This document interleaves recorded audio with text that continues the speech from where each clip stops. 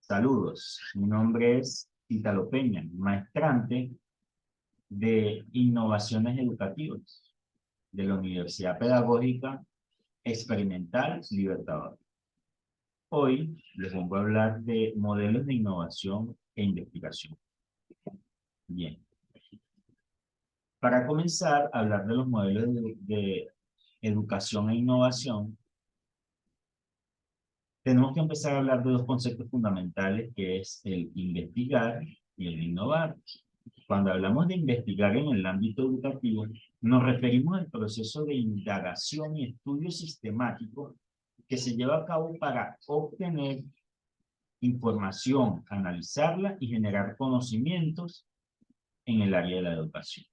Es una actividad que tiene como objetivo principal mejorar la práctica educativa y contribuir al desarrollo de teorías, metodologías y políticas educativas. En este sentido, al investigar, se busca comprender cómo se producen los procesos de enseñanza y aprendizaje, identificar problemas o desafíos en el sistema educativo, evaluar la efectividad de los programas o las intervenciones educativas y generar evidencia que respalde la toma de decisiones. Por otra parte, cuando hablamos de innovar, implica implementar nuevos enfoques, implementar todos los aspectos considerados o resultantes de la investigación. Es decir, estrategias y tecnologías para mejorar la calidad de la enseñanza y el aprendizaje. La innovación educativa, entonces, busca transformar la manera en que se imparten los conocimientos, fomentando la participación activa de los estudiantes y adaptándose a sus necesidades.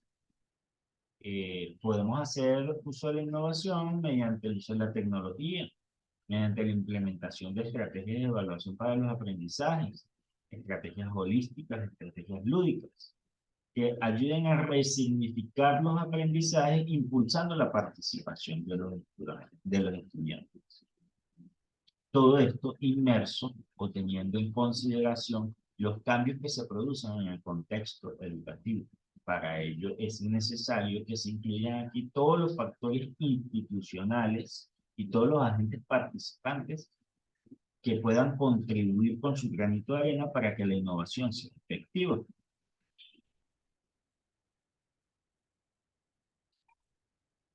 Por consiguiente, también tenemos el hablar de las tendencias en la investigación educativa. Cuando hablamos de las tendencias en la investigación educativa, hablamos de 5 aspectos muy relevantes, que son, en primer lugar, la gamificación. La gamificación no es otra cosa que las transformaciones de los aprendizajes mediante el uso de juegos didácticos y dinámicos. Por ejemplo, acá podemos ver en la imagen el ajedrez como ejemplo de la gamificación, jugó Rubik, y así muchas otras estrategias lúdicas. Como siguiente tendencia tenemos la pedagogía inversa. La pedagogía inversa, también conocida como Flipped Classroom, es un enfoque educativo que propone invertir el orden tradicional de la clase.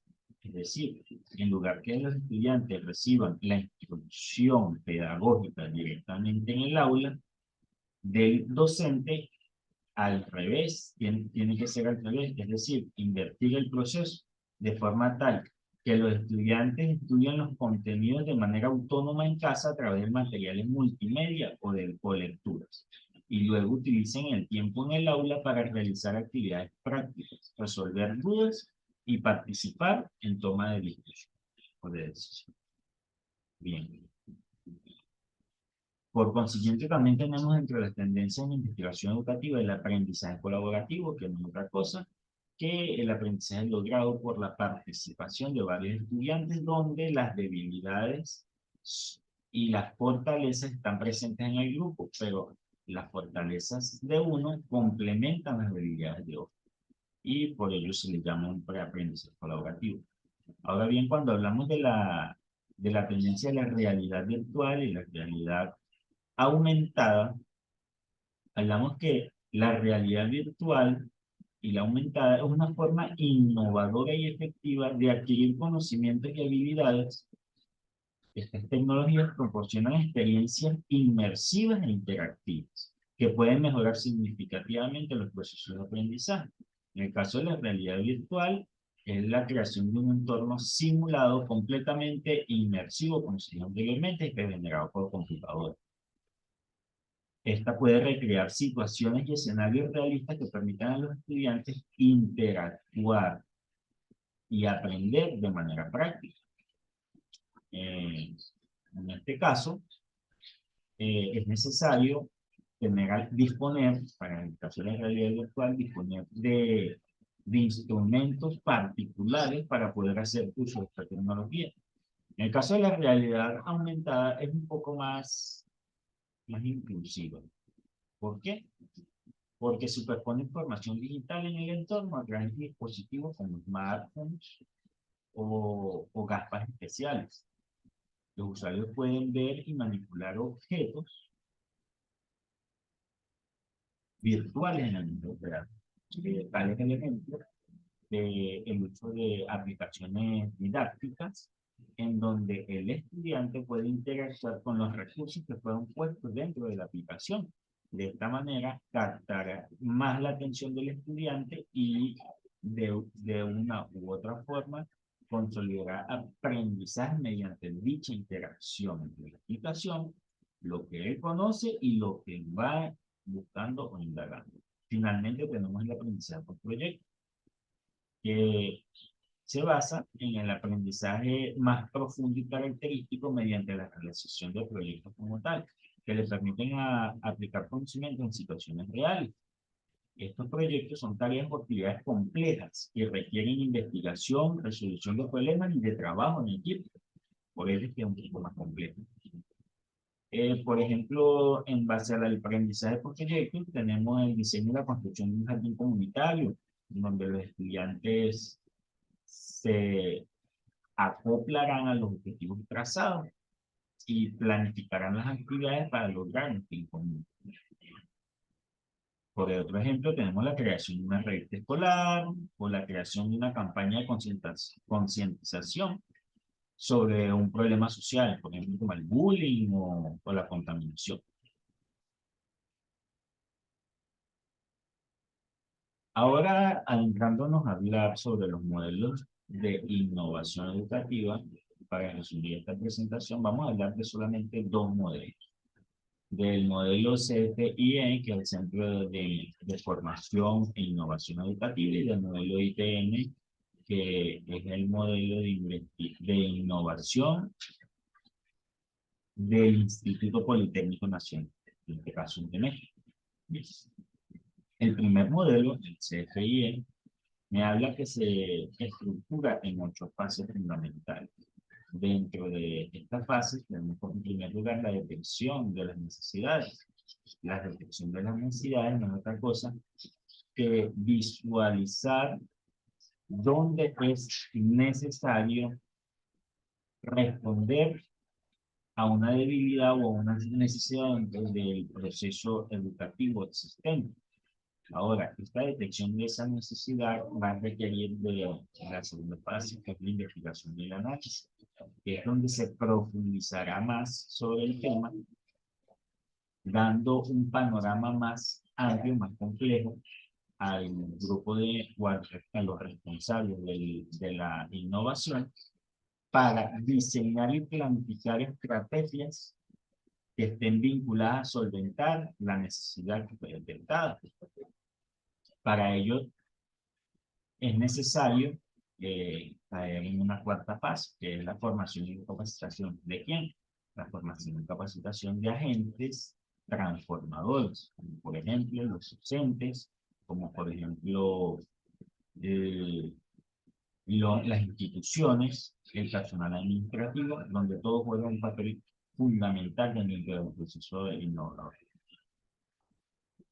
Como quinta fase está la implementación, que no es otra cosa que la puesta en práctica de todas las estrategias y procesos que fueron previamente diseñados, de lo que les hablaba anteriormente.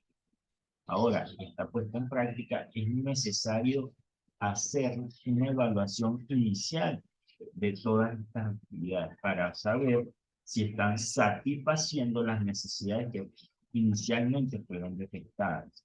Y si no es así, realizar una mejora continua a los procesos diseñados, a las estrategias que se han discutido en el proceso innovador para alcanzar los objetivos trazados y lograr así una consolidación y una difusión del modelo innovador que puede ser.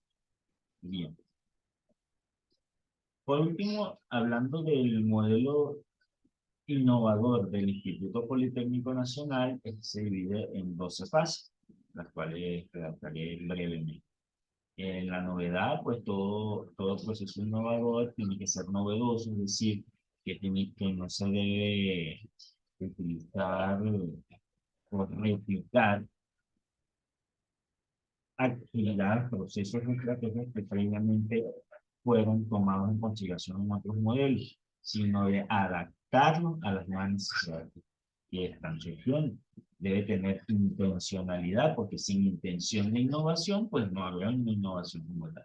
Ahora, también debe poseer interiorización. Cuando hablamos de interiorización, estamos hablando de, de la